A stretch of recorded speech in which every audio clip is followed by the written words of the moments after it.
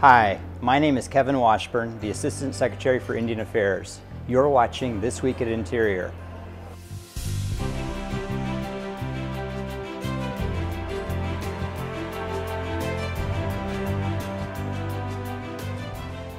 This week at Interior.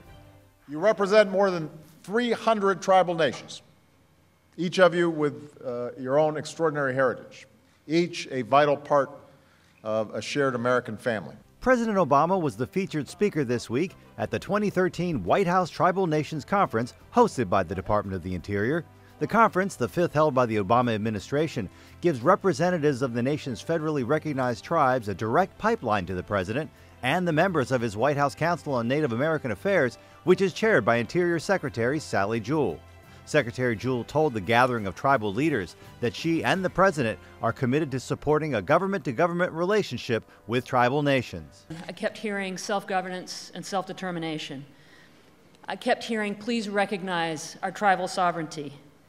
I kept hearing, please listen to us. We know what's best for our tribes. We know what's best for our people. Today is just one day. We listen to them year-round, but this is a very special day of listening, and we are listening. We are working to solve problems. This year's conference was the largest gathering of tribal members so far and the largest turnout of federal officials, including 13 cabinet members, in attendance. Interior this week gave the thumbs up to the majority of the proposed Gateway West transmission line project. That's a 990-mile high-voltage line that could deliver up to 1,500 megawatts of power in southern Wyoming and southern Idaho.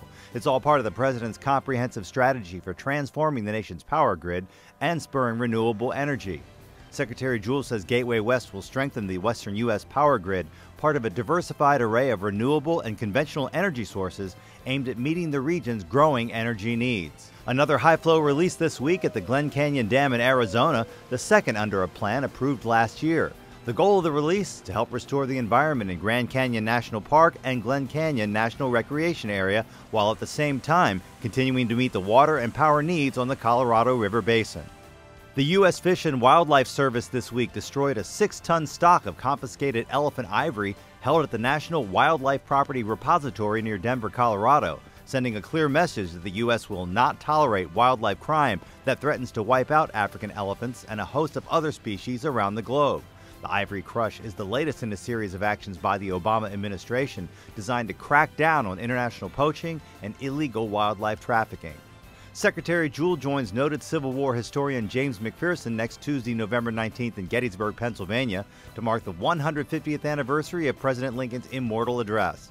A whole slew of activities are on tap to mark that anniversary, including a naturalization ceremony for 16 people who become American citizens. Check out details at mps.gov. And Secretary Jewell and Park Service Director Jonathan Jarvis are among the dozens of public figures, celebrities, and everyday people who are featured reading the Gettysburg Address on documentarian Ken Burns' website, learntheaddress.org. And the restoration of the Washington Monument is proceeding on schedule. The lights on the monument scaffolding were turned off last week, and dismantling of the scaffolding continued this week and will for the next 2.5 months. Workers have been replacing cracks and repairing or replacing the marble stones that were damaged when that magnitude 5.8 quake struck in August of 2011. Most of the repairs in the monument requiring new material have used stone from the same quarry where stone from the monument was first put up in the 19th century. We've tried to maintain the character and quality of the Washington Monument and given the character of that stone, the same type of treatment that the stone around it that wasn't damaged from the earthquake will appear intact to the public that comes by. And the project is scheduled to be complete in the spring of 2014. That's This Week at Interior.